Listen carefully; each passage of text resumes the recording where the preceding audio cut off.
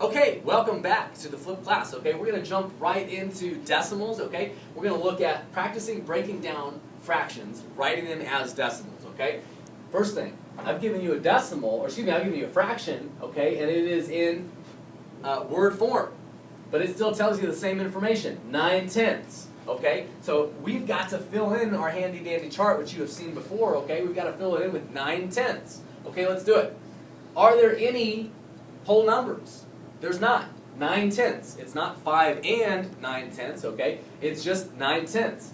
There's 0 tens, there's 0 ones, okay? Now look, 9/10, that THS, that, okay? That tells us that we're on the right side of the decimal, so we do need to add our decimal point, okay? 9/10. It's that easy. They're telling us 9/10, we got to put the 9 in the 10th spot, okay? Now look, hundreds. Are there any hundreds? No. There's no hundredths. It just says 9/10. It doesn't say hundredths. So, okay, all we have to do, okay, is leave it just like this. If you want, you can make that an equivalent fraction by putting a 0 there because there are no hundredths. That's still accurate, okay? But we're looking at 9/10. All right, let's move on. Let's practice breaking down this fraction. This is in fraction form, okay? You've seen it. You can look at it as 4 100ths that way. You can look at it as 4 100ths that way, okay? Either way, same deal. Any whole numbers? Is this a mixed number? No. No tens, okay? No ones, okay? But it is a fraction, and we know that the fraction, okay, is on the right side of the decimal. So we're going to put our decimal point for what? Tenths or hundredths? That's 100, so put my 4 in the hundredth spot. What about the 10th spot? We can't leave it empty, okay? We can't have point, nothing, and 4. There is no tenths. There are no tenths. We do have to put a 0 there for that place value holder, okay? So 4 hundredths looks just like that. 0.04, 4 hundredths, okay? Let's move on. Now we're not going to do that. We're going to do this. Let's write the following as a fraction, a decimal, and in word form, okay? Not real hard, okay? We just got to look at it and check it out.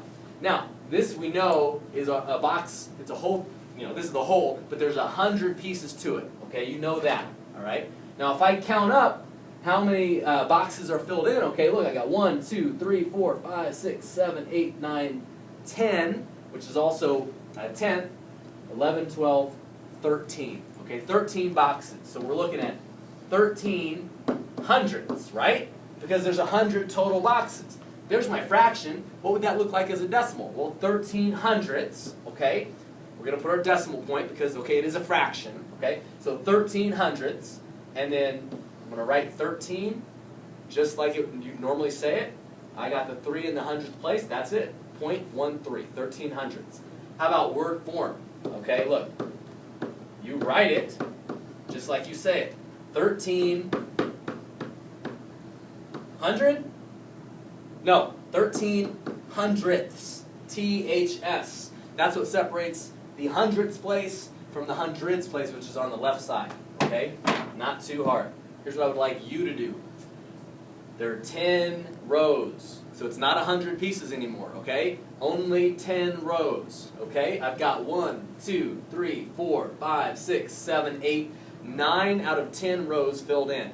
I would like you to write that, okay, I want you to write it as a fraction.